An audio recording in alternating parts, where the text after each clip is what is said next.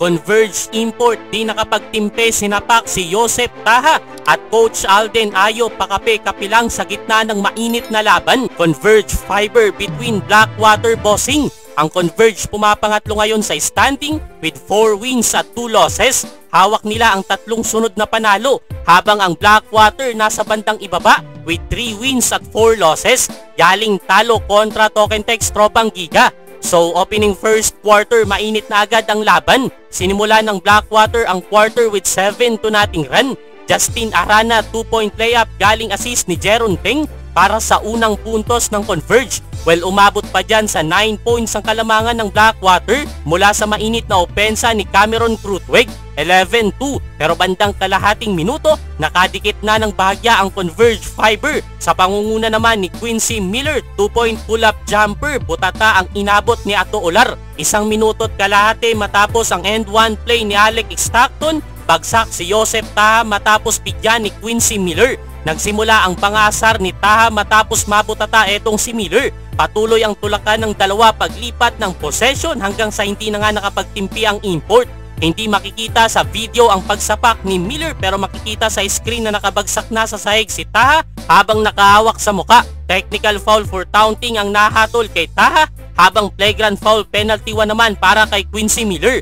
End of first quarter mga idol, 19-18, Blackwater up by 1 point. Entering second quarter, naglaro ang Converge na walang Import dahil nakaupo nga ito ng 3 minutes. Pero dyan maaga nilang nakuha ang kalamangan sa Blackwater mula sa 5 straight points ni Abot Ratter. Nagkakapalitan lang ng basket mga idol. 8 minutes mark, nakabalik na si Miller pero sinalubong agad siya dyan ng supalpal ni Cameron Krutwig. Binawian pa siya dyan ni Ato Olar. Agad siyang pinangku ulit matapos matawagan ng pang-apat na foul. Natapos ang first half na hawak na ng Converge ang 2 puntos na kalamangan with low scoring 34-32. Third quarter mga idol, muling nakontrol ng Blackwater ang laban. Uminit ang kanilang outside shooting. Sinimulan niya ng 2 magkasunod na tres ni Justin Melton. Takeover na din sa kabila etong si Quincy Miller. Binubuhat na ang Converge Fiber. Sumalampak pa sa harap ni Joseph Taha. Yun nga lang under 2 minutes mark, natawagan na siya ng pang-5 foul. Bagyang nakalayo ang Blackwater pero to the rescue sina Abot Ratter at Stockton para itabla ang laban pagtapos ng third quarter, 59 all.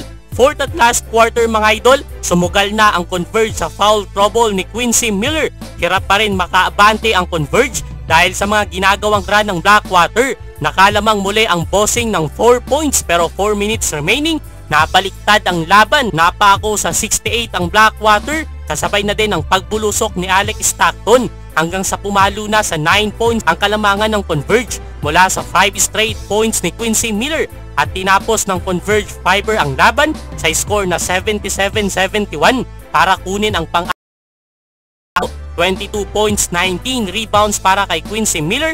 Sumunod ang 15 points ni Stockton at 12 points ni Abot Ratter.